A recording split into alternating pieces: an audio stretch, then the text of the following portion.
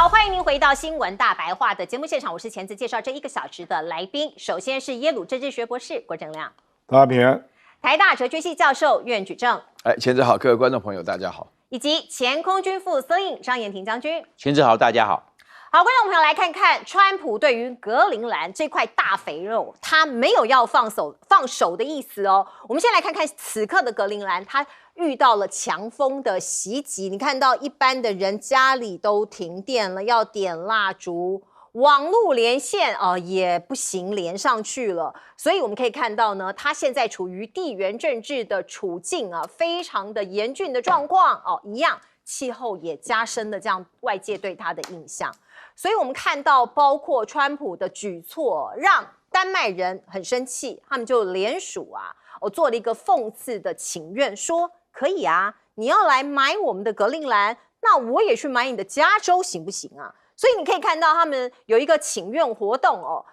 截至1月25号，有超过29万人的人在这里签署这个请愿是提议向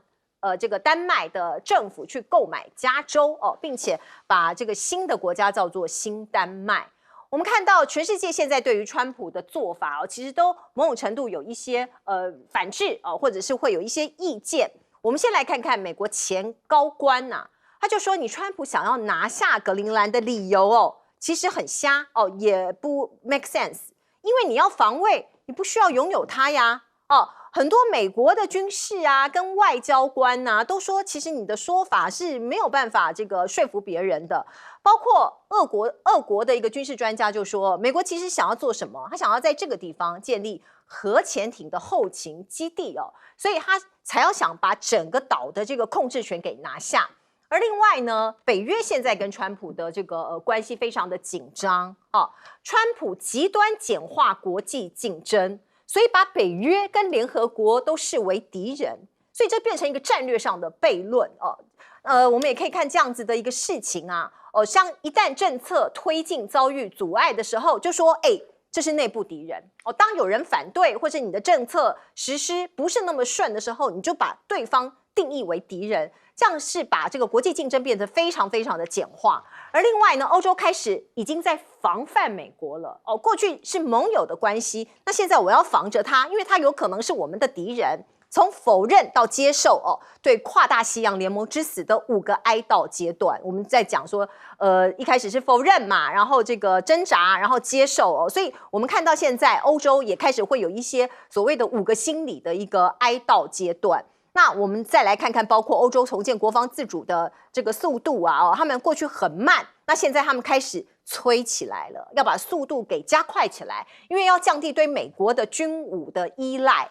那这个用本土科技包括军工产业都要自给自足希望可以脱离美国，因为你对美国的过去依赖实在太高了，现在有一个巨变，你现在对它要慢慢减低依赖这件事情呢，就变得有一点点困难。那芬兰的总理大家知道，现在他去访问中国大陆，那他抵达北京之后发了一篇贴文他说此行充满了意义那来自中国北京的问候，这是他贴文的内容。他说这一次我率领芬兰的企业代表团进行正式的访问这个意旨在为芬兰的企业开拓机遇，进一步推动芬兰对亚洲市场的出口，所以充满了很高程度的意义。那明天预定他要见习近平。芬兰总理访中有可能成为制约以及表达对美国的不满。有学者就这样讲，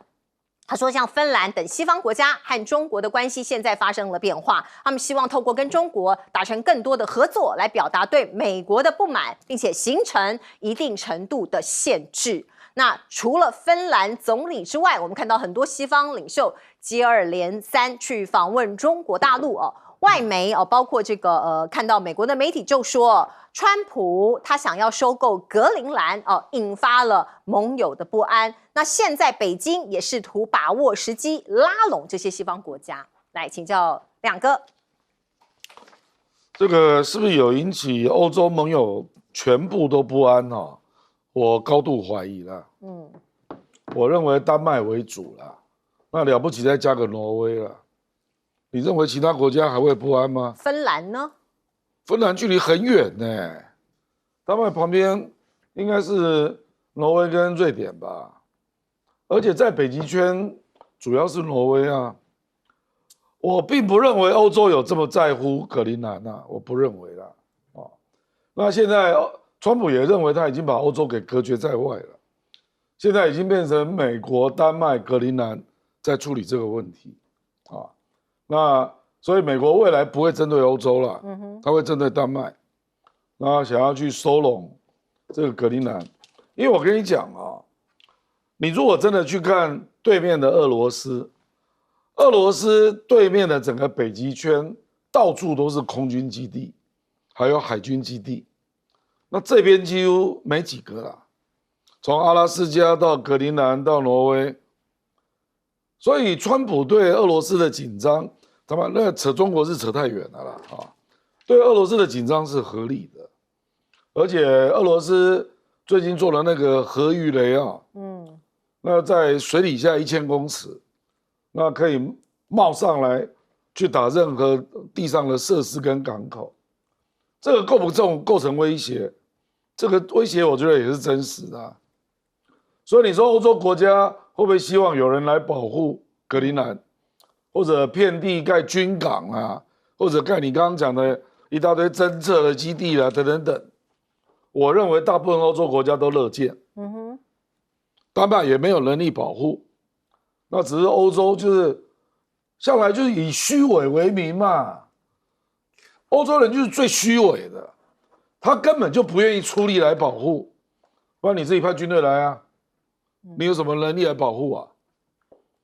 所以我觉得美国要格陵兰真的是军事目的啦，我并不认为是稀土啦，或者是锂矿啊。可是他现在就可以啊，可以做啊，不行嘛，也没有人拦着他。丹麦反，我跟你讲啊，你如果只是跟丹麦租啦，或者是说我来这里设军事基地，你能够随心所欲吗？你总要跟丹麦报告吧，他不要嘛，他不要了，我为什么要跟你讲？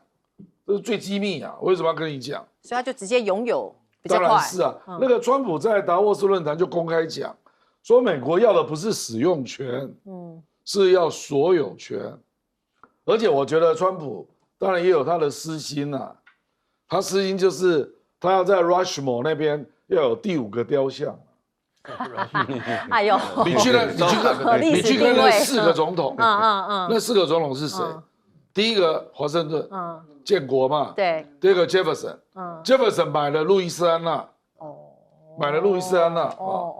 那第3个就林肯，他统一美国嘛。第4个就是老罗斯福，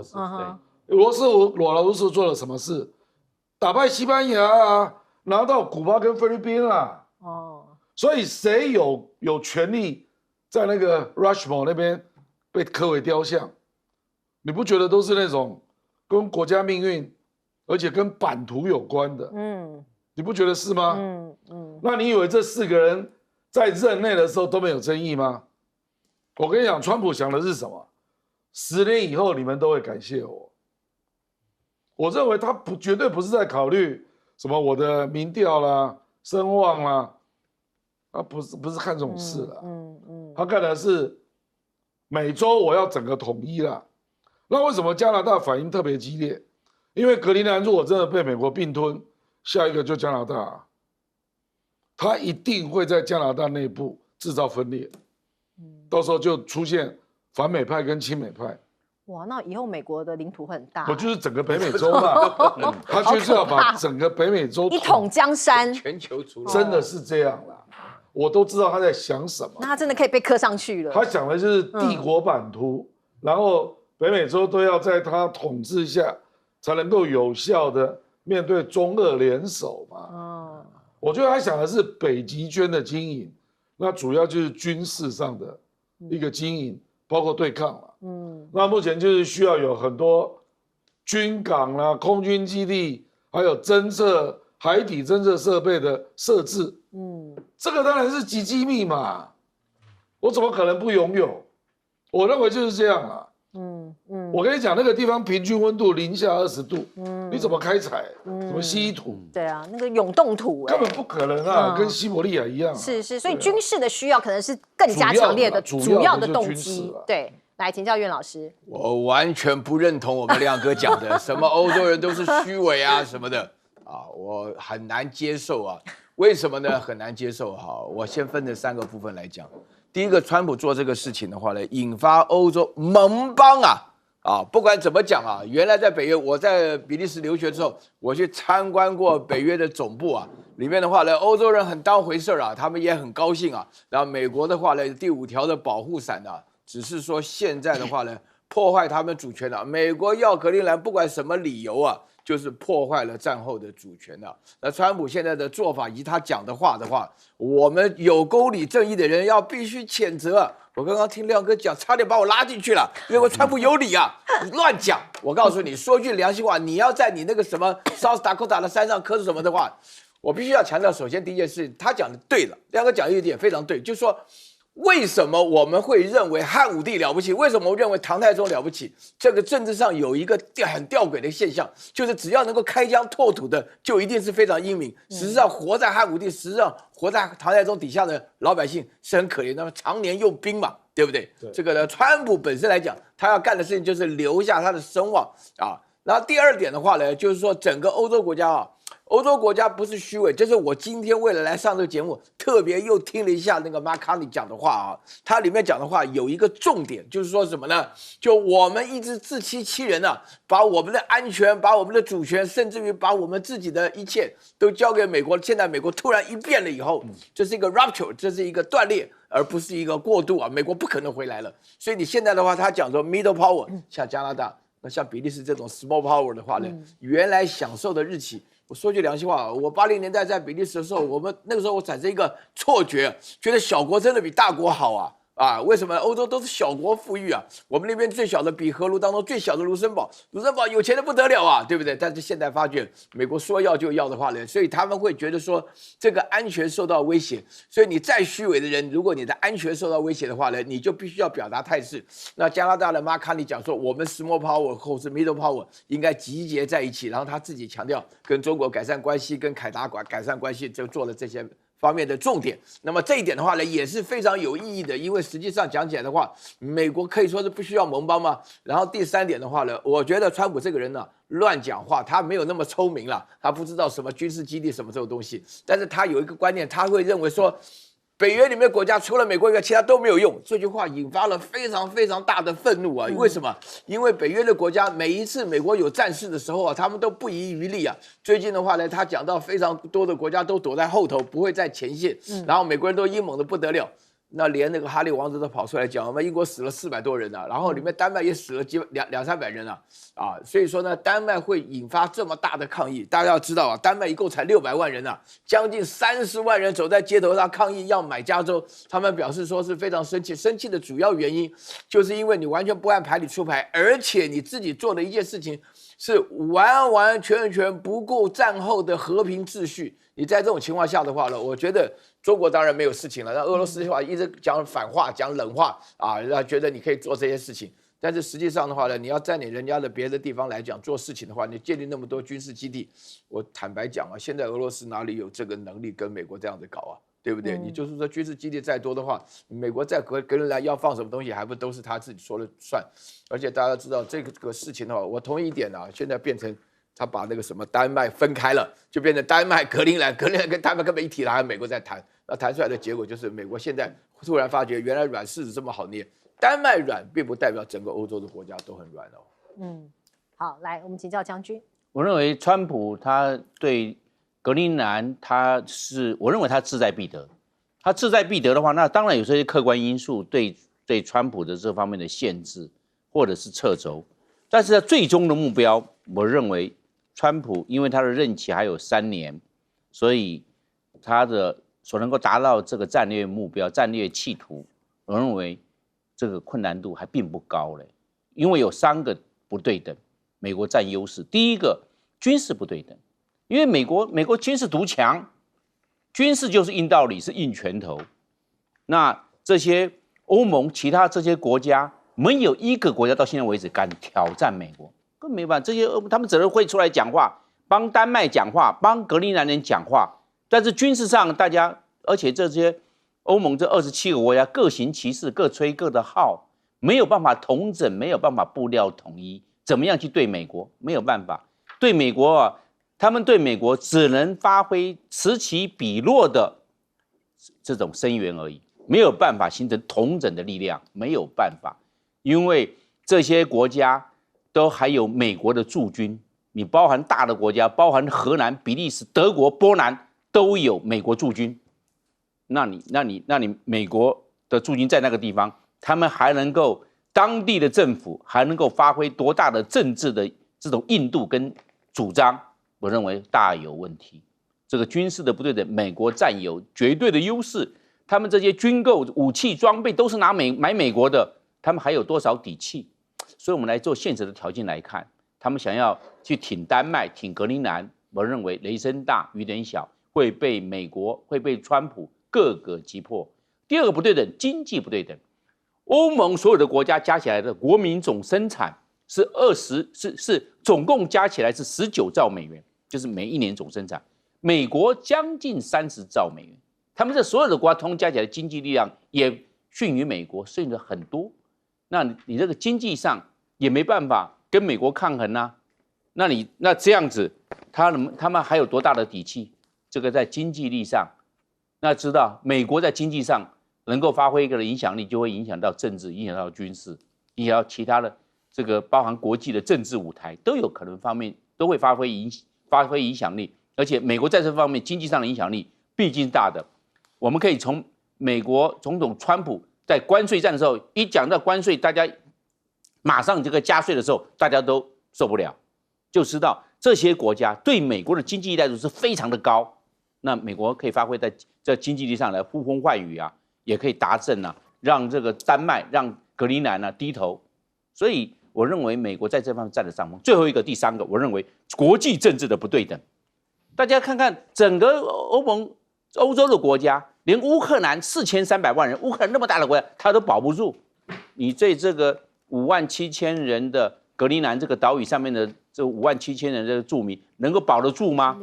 我认为在国际舞台上可以看得出来，他们连乌克兰他们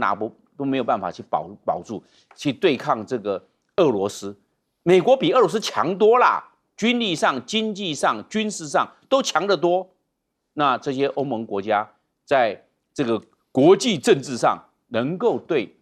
这个格陵兰，能够对丹麦能够发挥保护主义吗？保护的力道吗？我认为我看不到，所以我认为三个不对等，美国占优势。美国现在占优势，而且另外一方面，他把他的航母战斗群林肯号派往印度洋，所以我们看到中东现在兵力集结，引发全面战争的预警。我们看到美国为了要这个威吓或者是要威胁伊朗它分别在约旦还有卡达也部署了军力，让对伊朗的打击多出了几项更多的选择。所以呢，伊朗传出来了，他的最高领袖哈米尼躲进了地底下飞中东的这些航班，现在有一些航空公司说，喊卡，因为担心中东地区的这个紧张局势升温，会让民航机陷入危机。而伊朗的官员也说，他们的武装力量已经进入了全面的戒备状态。如果美国有一点这个任何的蛛丝马迹要动武的话，他们也会全力的备战。在首都德黑兰，我们看到市中心有一个新的反美的宣传画就非常大那伊朗借此向美国发出了警告，说不要对伊朗发动军事打击，如果真的发动了，后果自行负责。而现在呢，因为伊朗的局势有点危险跟复杂，可是美国呢，移民局现在还在遣返伊朗的一些居民，因为他们在抓这些所谓的这些非法的移民者嘛所以这个伊朗裔的美国人国家委员会主席这位先生就说现在伊朗有一些人被镇压，而且很多的示威，如果你把这些人遣返回伊朗那有可能会把这些人置于危险当中。另外，美国这个国内发生了一些内乱主要是在明尼苏达州这个地方，我们看到连续3个礼拜有2个美国公民被 ICE 给枪杀，而且是近距离的枪杀。我们看到 CNN 的记者在当地也采访了一些抗议的民众，来听听他们的访问。I swore an oath back in 1969 to protect this country against all enemies, foreign and domestic. This is unbelievable. people, this is the third person that's been shot as a result of this. How many more bodies do we have to have in the state of Minnesota? How many more? How many more before somebody is responsible or held responsible for this? 好，在当地明尼苏达州有5万人不畏低温跑上了街头走上了街头对于这个 ICE 这个发出怒吼跟抗议，示威者还打出说沉默比冻伤更危险，因为当地的气温是零下23度所以他们愿意挺身而出，对这个政府 say no。我们看到 ICE 猛于虎在当地有这样子的一个 slogan连美国的天气预报都不敢说冰这个字，因为在英文 ICE 就是 ice 嘛，就是冰那我们看到这个 ICE 是美国移民暨海关执法局的缩写，所以它有这样子的一个相关的意义那这些不当的执法或者过严的执法其实让当地的居民是群起激愤当地的这个州长这个明尼苏达州的州长华兹，他调动了国民兵团团围住国会传唤高层要调查，而且他下令禁止国土安全部销毁相关的档案还有证据，就怕这个有一些非法的记录被消失了。而另外，美国政府有可能会再次的停摆据说1月30号再次停摆的几率现在有80%，参院的民主党拒绝拨款给移民局所以这样对峙的一个画面跟态势急剧的升高。在国际战争或者是国际不安动荡的此刻，我们看到黄金的价格不断的往上推升，现在每盎司的价格已经突破了$5000，来到了历史新高。川普政策引发避险的行情大家都在找寻一些避险的工具，包括欧洲最大的退休基金披露去年的3季这个已经削减了美债的这个持有量。而另外我们看到是不是有可能去美元化现在会更加的加速呢？印度今年要举办金砖峰会，莫迪政府就提案说金砖数位货币所以很多人联想到这个去美元化的各种的相关的一些效应。莫迪不爽川普的高关税吗？我们看到包括他跟习近平握手，并且说中印是朋友的伙伴，现实的龙象共舞是两国的正确选择。所以这个是在一个印度77个共和国日我们看到他致电这个莫迪，这是习近平致电给莫迪，而且表示祝贺。来请教亮哥，这个美国伊朗要不要动武如果你的目的是要推翻政权，那以色列还有阿拉伯国家，甚至包括美国的情治单位，都劝川普不要打。他说你没有办法达成目的了。那如果你只是要轰炸，那你一定会引发报复那周边的美军基地啦，不管你是从卡达或者从沙特阿拉伯，那以色列是一定被打那到底要干嘛？因为镇压民众，所以你就要去丢炸弹，这个逻辑有点怪了。我觉得伊朗并不像委内瑞拉这样有里应外合的形式所以你去炸伊朗，搞不好使得激进的民族主义更加团结。所以我觉得真打的几率不是很高啦因为战略目的达不到，然后要付出的风险非常的大。那这个 ICE 我觉得他已经失控了啦。ICE 坦白说，他一直在 Minneapolis， 我不知道他在干什么因为整个 Minnesota 的非法移民只有9万人。那你到底在干什么？加州的非法移民190万，你怎么不去抓？排名第2是德州，德州也有100多万，你怎么不去抓？就纠结在明尼苏达，我觉得这简直莫名其妙。我觉得他摆明的就是在政治上搞你因为明尼苏达很左了。对，我在那边待过，很左嘛。那个包括州长，我跟你讲，然后还有包括众议院有一个索马利亚出生的一个穆斯林的女议员，川普跟他杠上了。川普就一直讲说我要把你驱逐出境我讲一大堆有的没的，然后还乱说人家财产有3000万那个女生她就住在明尼苏达就跟他杠上了，不然简直是莫名其妙嘛。而且你去看那个照片那个人手上明明就是拿手机啊，哦，那位护理师，对对对37就是岁的护理师， practice，大家都看得很清楚。结果他是连打10枪打死的，然后5、6、7个人上来把他压在地上，然后2个人就开枪啊，我不确定他身上有没有枪啦，那个移民局说有啊，他有枪支执照，可是他并没有拿出来，所以是不是移民局执法过当，就认为说他会拔枪威胁我们，所以先要把他的枪拿走，那结果他要把他的枪支拿走的过程中，他就抗拒嘛，就一堆人们过来围他这样，那个《纽约时报》都已经登出定格照片，对，这么明显啊，移民局还在，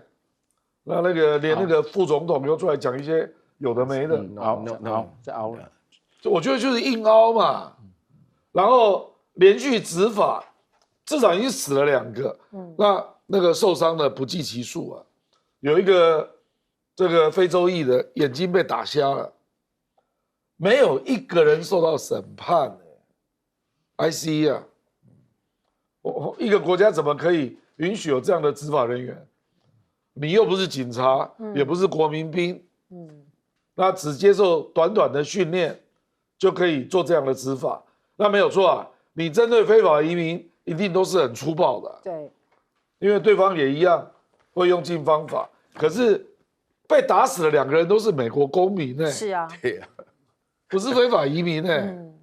那这样还没有人要负责任，所以民主党现在就要把移民局的预算给冻结嘛，所以政府又要再一次关门了。对，的确是。哎，请教老师，这个情况非常严重啊！就是我自己曾经在明尼苏达，就是 Minneapolis 做过研究，一个暑假的研究。我那时候就感觉到这个州特别左，真的像我们2个讲，他们大部分人都是 Scandinavia 人啊，就是从北欧国家移过来的人，所以都是金发蓝眼的人非常多哈。那我在这边的话，我觉得针对于这个 Preti 被枪杀的事情啊，我讲3件事情极其严重。我曾经就是发表过一些文字啊，我认为这个事情的话呢，极有可能是致命的，它会持续，结果不幸被我言中啊。我都要强调，首先第一个的话，原来明尼苏达州的人啊，那个 Renee Good。啊，第一个女的37的女的3个孩子妈妈的话呢，她被杀害的过程当中也是有影片的，大家发觉她根本就没有意识要攻击这个ICE的这个执法人员，而且的话呢，就是说她首先她自己是一个美国军眷啊遗孀了啊，那么在这种情况下，因为是白人，所以这引发了非常大的震撼。那这次 Alex Preti 啊，那么问题更严重。这个人首先第一个的话呢，看得非常清楚，啊，他就是跟刚刚亮哥讲的，他是手上就是拿了个手机，然后后来就突然莫名其妙说他身上有枪，然后就连开了好几枪，你说有10枪，那么打死一个人以后，结果后来发觉这个人就是一个在医院里面的一个专门照顾退伍军人的男护士，那个美国对于这个 ICU 嘛，对不对？重症病患，对，这个美国对于军人的那个照顾的人的话，美国都特别照顾军人，照顾军人，一个是军嫂，另外一个是眷属。那第二件事情的话呢，那个美国国务安全部的那个 Noam 啊，他化妆很浓那个 Noam，他马上说这个都是国内的恐怖分子，2个人都是，我的天哪，那这么就嫌这个事情闹得不够大。啊，这个千万不要忘了，明尼苏达人很自由啊。我在明尼苏达做那个研究的时候啊，我认识一个 pastor 啊，就是我问他说 pastor， 我说我听说美国人都有枪，你家有没有枪？他柜子一打开，哇塞，一大排枪啊！一个 pastor 就牧师啊，带我出去打靶，你知道吗？所以我说美国这个国家是那不行，你现在搞国民兵，再加上那个伞兵，那么对干起来，那还得了？明尼苏达很大，明尼苏达非常非常大，明拿波利斯是在中间，跟那个圣保他们是双子城。对，那你在那种情况之下，你ICE在那边待那么久干嘛？3个多礼拜。然后第3点问题非常严重，就是说我刚刚讲到那个关门的问题，那个国土安全部的预算。那个民主党 Democrats 他们是借缝缝插针，借这个机会就不让他通过，不让预算就不过的情况下，美国政府要关门，现在已经上升到80%，美国政府要面对关门的命运。所以大家要了解，在这种情况之下，川普所带领的这个政府在明尼苏达州搞的这一套，确实出现了一个极大的危机。这种危机的话呢，大家都知道，到5月份的时候啊，川普要把那个他讨厌的鲍威尔赶掉，然后换上一个他自己觉得听话的这个联准会的主席。那一来的话，所有世界的主要的银行的行长联名讲你不可以这样乱搞啊，因为你美元是国际货币，你这样乱搞的话呢，我们手上拿了那么多，像我们台湾的外汇存底特别多的，美元这种瞎搞的利息由他一个人的喜怒哀乐来决定，那还得了？对呀，他妈就到时候把那个鲍威尔就要当成他妈罪犯来办，这种结果的话呢，大家会觉得那无怪乎，所以我们唯一的后悔就是当年没有及早听蔡正元讲的话，赶快买黄金。现在他妈都来不及，涨到不行了，已经涨到这个样子。对，因为这个谁晓得会世界局势？刚刚又涨了2%，刚刚又涨了2%，对，谁知道5125。不是，因为你所有的人都会想办法把美元的债券卖掉什么的，那只好换黄金啊。所以你出现这种结果，难怪我们变得比较穷啊。我来，将军。我认为美国对伊朗动手的可能性仍然很高。你可以从3个迹象来看。第一个，它的航空母舰林肯号已经到位了，它现在又调派这个布希号的航空母舰打击群过去，那就2个。那为什么？那一个到位就好了，干嘛要加码？换句话说，航母的加码也就提高了对伊朗的军事吓阻跟动手的可能性，都朝这一方面来发展。第二个就是它大量的空中加油机一直往中东飞过去，在那边做集结。到现在目前为止，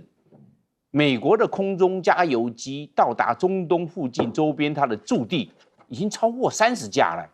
那都是要经过远程空中加油，它的战机执行对伊朗的轰炸任务完毕之后，回防的时候再经过空中加油机，然后飞回驻地啊。所以它空中加油机干嘛还要往前面再继续加码？我认为这个迹象也是个重要的征候。再来就是它的西腰拐空中霸王的战略运输机也往前面。那空中霸王的运输机都是军事装备的，还有人员进驻啊。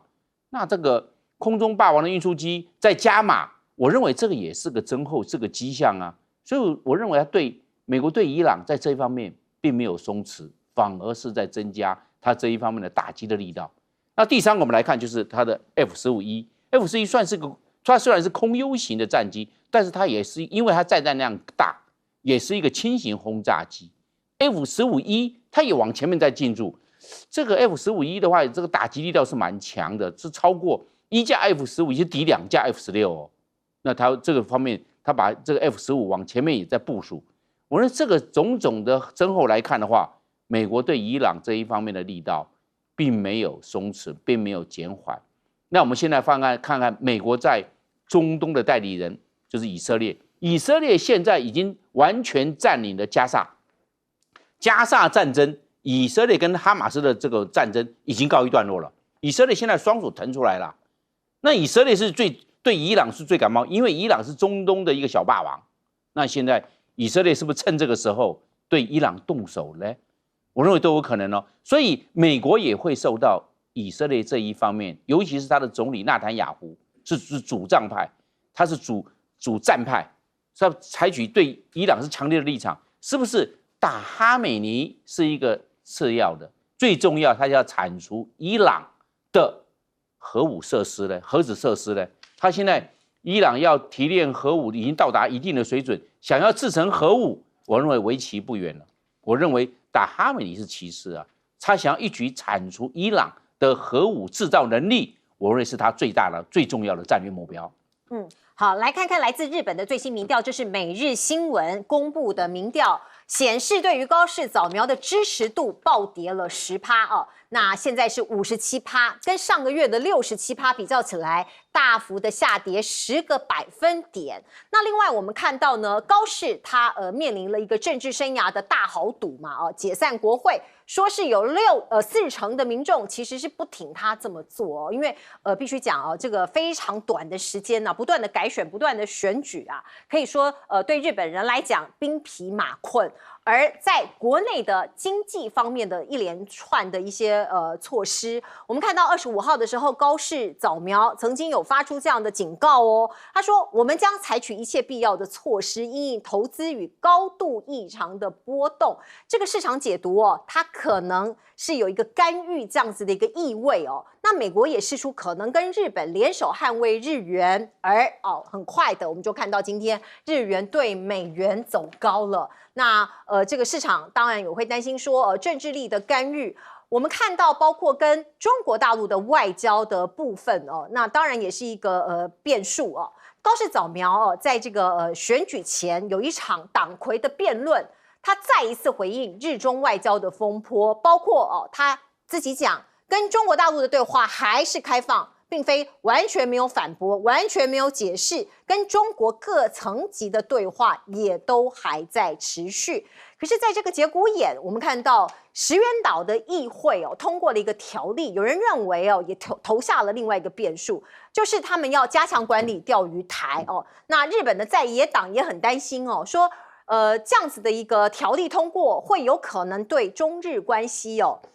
会加深那个裂缝跟恶化。我们看到有一个这个所谓的模拟的一个打击动画哦，这是日本哦，他们有一个发布一个打击动画，那它的内容是说哦，用自己研发的亚音速反潜飞弹实施所谓的岛屿防卫打击，可是偏偏哦，他们打击的对象是解放军的军舰哦，所以因为它是公开的一个影片嘛，那中国大陆这边哦有个小央视的一个视频，他就讲说哦。狗胆包天哦，他用标题哦，其实很刻意的是回应日本的这一场所谓的动画的军演。那我们再看看呢，美军现在某种程度也在拉警报了哦，有兵推就接出一个很大的罩门，就是你现在在全世界川普总统啦惹是生非。那如果说你这个各种的这个战火被挑起来，你没有办法将军事需求迅速转化为可火速服役的火力，也就是说，你可能会在几天之内就耗尽了你的飞弹哦。如果你要高强度的，譬如说假设他对伊朗作战的话，那你有很多的飞弹就很快就会被这个消耗掉了。而我们看到最新的这个白宫的新版国防战略出炉了，那当然各国都有很多的这个讨论。日本的部分啊，它的防卫费要增加哦。到未来要到5%的水准哦，那对日本人来说也是一个非常困难的任务。那在南韩的部分呢，南韩的美军驻南韩的美军有可能要撤吗？或是削减吗？哦，新版的这个国防战略里面有讲说，你南韩必须要扛起威吓北韩的主要责任哦，责任在你啊，你要自己扛下来呀。我们看到现在是不是世界上面这样地缘的政治的风险哦，这个不断的增高，所以美国战争部次长柯伯吉他算是第3号人物哦，他此刻要来访问南韩跟日本哦。那一般预料他是要促进第一岛链盟友防堵围堵中国这件事情，而美国的印太司令也去访问新加坡跟泰国，这个军事上面的联络非常的密集。不过我们来看看南海或者其他这些国家的一些事件。包括我们看到中菲在海上又有一些事端哦，菲律宾很不幸的，我们看到凌晨一艘载有350人的菲律宾的渡轮哦，那很不幸的它沉没了。那这个当然很多人就待救嘛哦。我们看到这个南海惊险救援是发生在另外一件事情，是23号凌晨，是新加坡籍的货轮在南海的黄岩岛翻覆了哦。那中国海警船刚好在附近，所以就把一些船员给救起来。我们看到画面上，你看到是中国大陆的海警船巡逻的时候把一些菲律宾籍的船员把他给救起来，一共是17名哦。他们也拍下了这些菲律宾的船员，还竖起大拇指，高喊说中国海警好棒棒哦。不过菲律宾政府不领情哦。我们看到他们强调中国在菲律宾经济海域没有执法权，所以他们很生气。虽然救了一些菲律宾籍的船员，他们很生气哦。那中国就召见了菲律宾的大使抗议哦，你们这样子的一个言论哦，所以外交的摩擦，中国跟菲律宾现在看起来也升温了。来请教亮哥，这个有3组民调，你可以来评估一下高市早苗啊。第一个就是高市的内阁，他的民调大概下降了10%啊，那主要是因为不到2年选3次。人家也不认为你这次为什么一定要解散啊？有这么重要吗？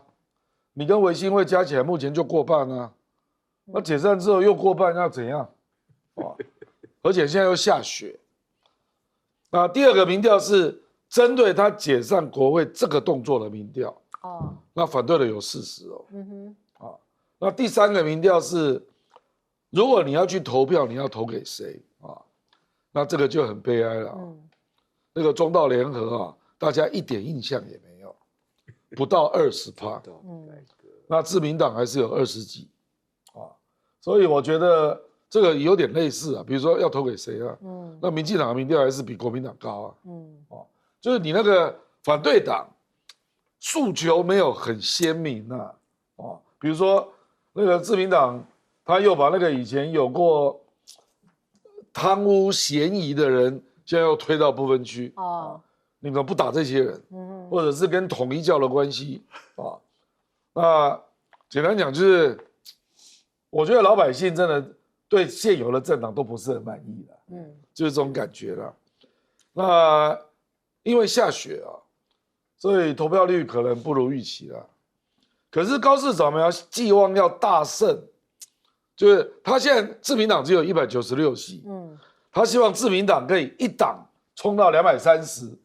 我看这是做梦吧？我觉得不太可能啊，他有可能小胜啊，如果不信啊，搞不好还小输嘞啊。目前的状况其实没有那么有利啊，没有那么有利。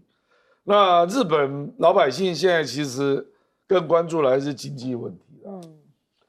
那感觉他拿不出招啦，感觉就是这样啊。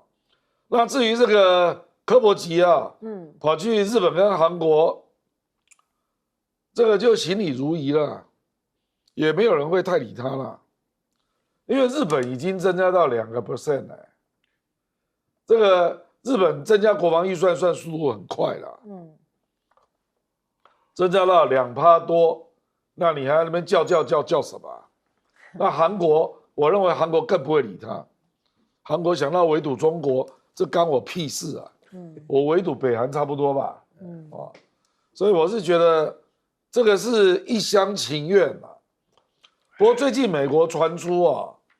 就是希望那个如果发生紧张的时候，那美国驻韩美军可以拥有自己这个决策权啊，这个我看会引起韩国很大的抗议，因为他的意思就是说，如果美军要转为他用，那我不一定是以韩国为主要考虑，我可能会介入保护日本啊，保护台湾啊，这个我看韩国是很有意见的，可是不容易处理的，因为美国也没有把韩军看在眼里，那也不可能把决策权啊让韩国有太多的参与贡献。好，我们进一下广告。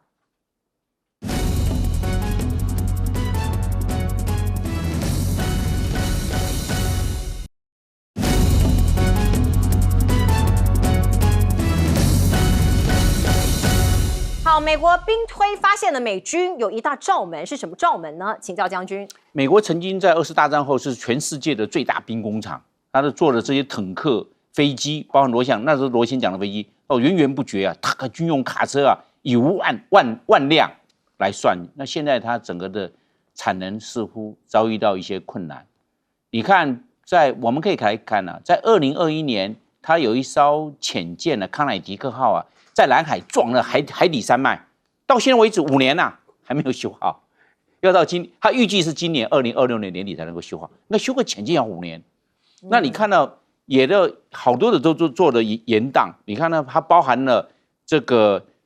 我们讲第6代战机，中国大陆的歼36、歼50都出来了，它到现在为止只有设计图，还没有出来，就知道美国的整个的进度放慢了，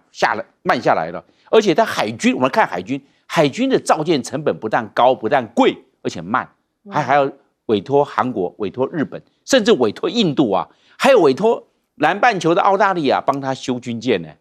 会不会在美国本土修不是很好？这个工作机会还有钱就留在美国啊？没有，他现在速度太慢了。你们赶快帮我来做一些可以的，我们把零件呢带过去给你们，你们在那边装，在那边修就可以了。所以美国在这一个方面的军工的产能呢，似乎遭遇到一些障碍。那我们拿台湾来讲，我们台湾获了6000亿新台币，结果好多武器都没有到位。你包含 F16，去年要到33架，1架都没有。都知道美国产能整个降下来 ，MQ9B 海上卫士无人侦察机也没有拿到啊，要拖到今年看看能不能拿得到，都拖了好几年，都是向后递延。发现美国在这一方面，这个产能在最近几年的确遭遇到的困难。那他想要再补足，我认为他可能可以说是因为乌克兰战争的这个方面的影响，他的这个消耗量过大过巨。但是乌克兰只是一个区域战争呢，并不是大型的全面性的战争啊。那把美国的这些武器弹药的消耗，竟然能够那么快就把它消耗掉了。我认为，所以美国的这个产能，那如果有另外一场战争，那怎么办？像乌克兰规模相当的，那它不是捉襟见肘了，根本没办法这个递补上去了。所以大家在看美国在这个军工产业这一方面，当然他现在要这些盟国啊多增加国防预算啊，去购买美国的军品。但是问题是，你的产能够吗？我们台湾买了那么多，有到位吗？对不对？也就一直在人拖就拖，人欠就欠啊。那这个现象啊，而不是光只是台湾有这个现象，其实在欧洲国家还有包含其他东南亚国家也有这方面的现象哎。所以整个美国的这个军工的产能，可能跟以前比起来，今非昔比。好，我们进一下广告。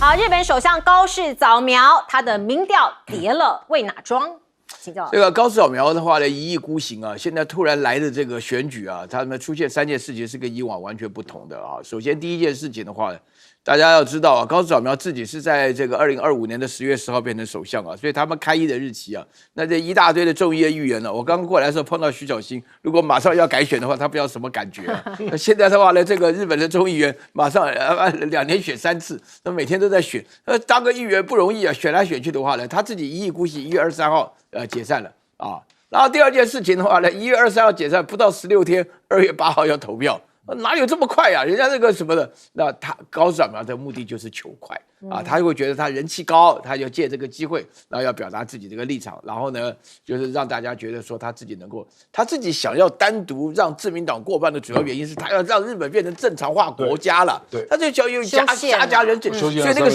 石原市长也配合他在那边在演的时候，跑到钓鱼岛去啊，钓鱼岛日本人已经快1年多没去过那边了，附近要登陆，要讨论环境问题。那第3点的话呢，